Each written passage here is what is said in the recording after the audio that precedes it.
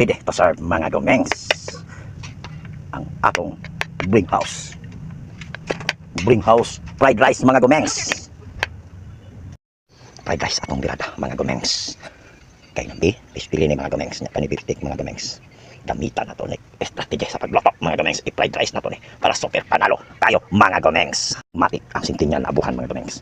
Matik takang puday na atong sintinyal na karahay mga gomengs.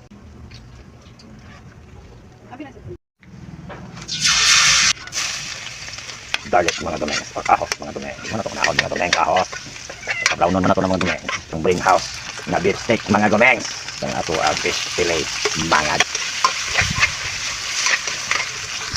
tang na itong itlogans mga gomengs. Mga gomengs. Kaya makuman natin birada karon garlic fried rice. Beef kanta powder mga gomengs. Duha lang ito sa ara mga gomengs. 2 tablespoon mga gomengs. Duha luwag mga gomengs. Tangan natin yung isli gamay mga gomengs. Gamay lang ay natin yung bighan mga gomengs. Para na kumot, na i-design, kumpit. Dagdag manikod mga gomengs. Aasuka mga gomengs. Asuka mga gomengs. Matikhaon na yung mga gomengs. Gomengs, bring house. Nikosena ni gomengs 2.0 mga gomengs. Beef and fish fillet fried rice, garlic fried rice mga gomengs. Sa kami pabukan mga gomengs. Birada na mga gomengs.